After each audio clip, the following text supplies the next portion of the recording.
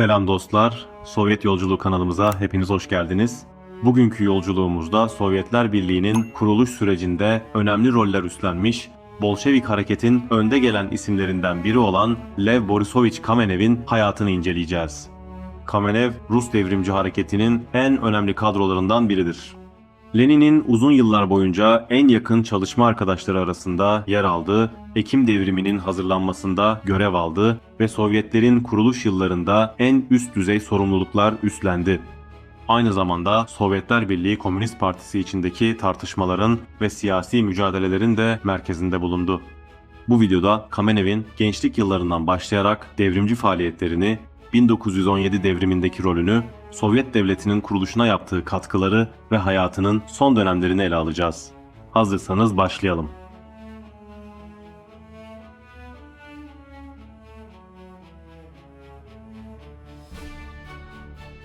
Lev Kamenev 1883 yılında Moskova'da dünyaya geldi. Babası demiryolu mühendisiydi ve ailesi dönemin eğitimli şehirli kesimine mensuptu.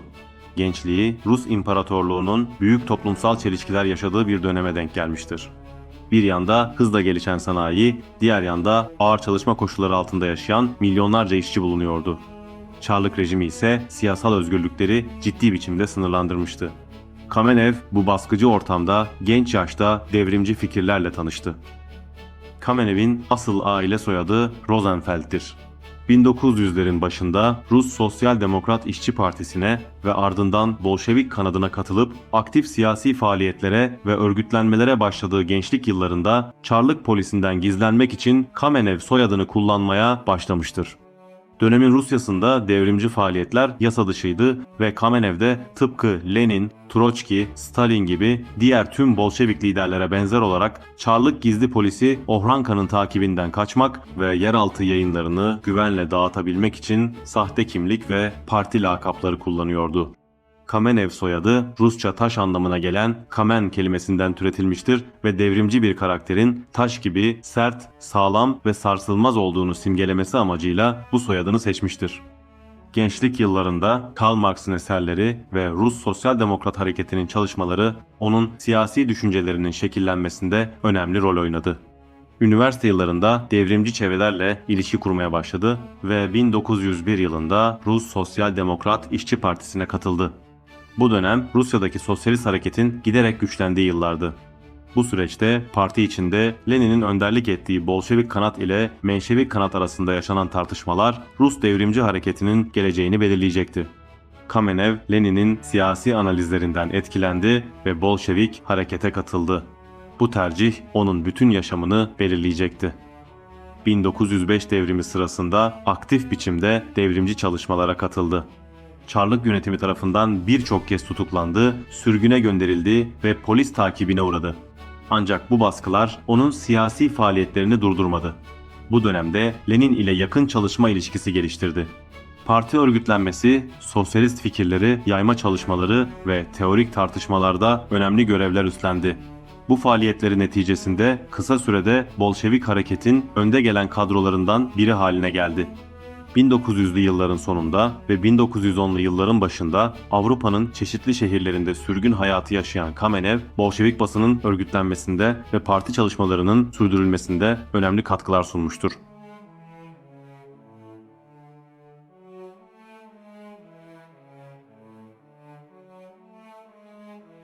...1910'lu yıllar Kamenev'in Bolşevik hareket içindeki konumunun güçlendiği yıllar oldu.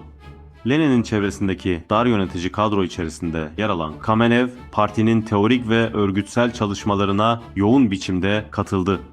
Özellikle Pravda gazetesi çevresindeki faaliyetlerde önemli sorumluluklar üstlendi. 1914 yılında Birinci Dünya Savaşı'nın başlamasıyla birlikte Avrupa Sosyalist Hareketi büyük bir kriz yaşıyordu. Pek çok sosyal demokrat parti kendi hükümetlerini desteklemeyi ve savaş yanlısı bir politikayı tercih etmişti. Ancak Lenin ve Bolşevikler bu savaşı emperyalist bir paylaşım savaşı olarak değerlendirmişti ve savaşı destekleyen tüm hükümetlere kesinlikle karşı olunması gerektiğini savunuyordu. Kamenev de bu süreçte Bolşevik çizgi doğrultusunda savaş karşıtı faaliyetlere katıldı. Bu süreçte Rusya'ya döndü ve parti çalışmalarını sürdürdü. Ancak Çarlık yönetimi tarafından yeniden tutuklandı ve bir daha sürgüne gönderildi. Ancak 1917 Şubat devriminin başarısının ardından Çarlık rejiminin yıkılmasıyla birlikte Petrograd'a döndü. Bu süreçte Pravda gazetesinin yönetiminde görev aldı. Kamenev, Bolşevik hareketin en tanınmış liderlerinden biri olarak işçi sınıfı ve askerler arasında devrimci fikirleri yayma çalışmalarına katıldı. Sovyetlerin güçlenmesi ve iktidarın emekçi sınıflara geçmesi mücadelesinde aktif rol oynadı ve bu dönemde kurulan Petrograd Sovyeti içerisinde de önemli görevler üstlenerek devrimci hareketin örgütlenmesine büyük katkılarda bulundu.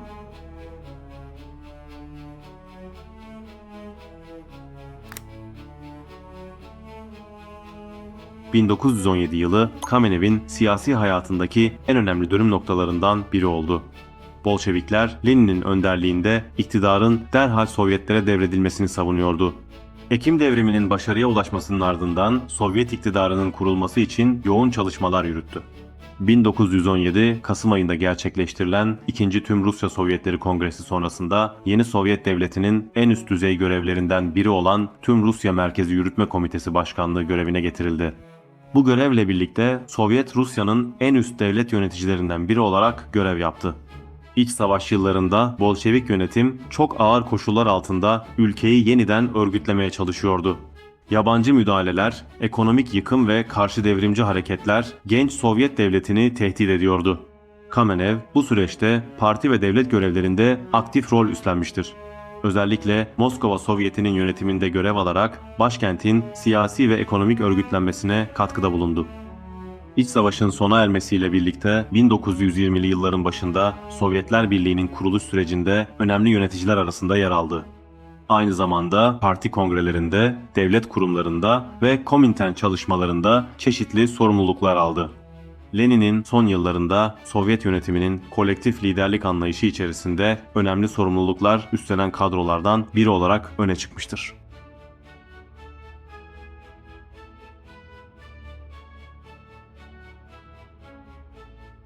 1924 yılında Lenin'in ölümünün ardından parti içinde ülkenin geleceğine ilişkin yoğun tartışmalar başlamıştı. Kamenev bu süreçte Grigori Zinovyev'le birlikte hareket etti. Bu süreçte parti içerisinde ekonomik kalkınma, sanayileşme ve uluslararası devrim stratejileri üzerine farklı görüşler ortaya çıkmıştı. Bu tartışmalar Sovyet Devleti'nin gelecekteki yönelimlerinin belirlenmesi açısından büyük önem taşıyordu. Kamenev çeşitli dönemlerde farklı siyasi ittifaklar içerisinde yer aldı, parti tartışmalarına aktif biçimde katıldı ve çeşitli idari ve ekonomik görevlerde çalışmaya devam etti. Kamenev'in son yılları siyasal olarak çok karmaşık geçmiştir. Bu dönemde ülkede birleşik muhalefet, sol muhalefet, sağ muhalefet gibi çok sayıda hizip grup ortaya çıkmıştı. Tüm bu muhalefet gruplarında bir şekilde faaliyet yürüten Kamenev bu süreçteki mücadeleler sonucu pek çok kere partiden uzaklaştırıldı ancak ardından hatalarını kabul eden açıklamalar yaparak partiye girişi kabul edildi. Özellikle Troçki'nin partiden ihraç edilmesinden sonra geçmişte ona destek vermesinin bir hata olduğunu söyleyen çok sayıda bildiri kaleme aldı. 1934'teki 17. Tüm Birlik Komünist Partisi Bolşevik Kongresi'nde yine pişmanlıklarını dile getirdi ve 1925'ten 1933'e kadar partiye ve liderliğine karşı savaşan Kamenev'i siyasi bir ceset olarak görüyorum ifadelerini kullandı. Aralık 1934'te Bolşevik liderlerden Sergey Kirov'un suikastla öldürülmesi Kamenev gibi tüm muhalefet gruplarına karşı yargılamalara yol açtı. 1. Moskova davası olarak bilinen davada yargılandı, mahkum edildi ve 25 Ağustos 1936'da kurşuna dizilerek idam edildi. Evet dostlar, Lev Kamenev'in hayatını ve Sovyet tarihindeki yerini ana hatlarıyla inceledik. Çarlık Rusyası'nda genç bir devrimci olarak başladığı siyasi yaşamı, Bolşevik Partisi'nin kuruluş mücadelesi, Lenin'le birlikte yürüttüğü çalışmalar, Ekim devriminin başarıya ulaşması ve Sovyet Devleti'nin ilk yıllarında üstlendiği önemli görevlerle devam etti. Hayatının son döneminde ise parti içindeki siyasi mücadelelerin merkezinde yer aldı ve bu çalkantılı süreç trajik bir sonla noktalandı. Kamenev'in yaşam öyküsü aslında Sovyetler Birliği'nin kuruluş yıllarının da bir özetidir. Devrim, iç savaş, sosyalist devletin inşası, ekonomik kalkınma çabaları, parti içindeki fikir çatışmaları ve siyasi davalar. Bütün bu gelişmeler onun hayatının farklı dönemlerine doğrudan yansıdı. Kamenev'i yalnızca bir siyasetçi olarak değil, Sovyet tarihinin en kritik yıllarına tanıklık eden ve bu sürecin içinde aktif rol üstlenen Bolşevik kadrolardan biri olarak değerlendirmek gerekir. Aradan geçen uzun yıllara rağmen tarihçiler tarafından hala farklı yönleriyle incelenmeye devam ediyor.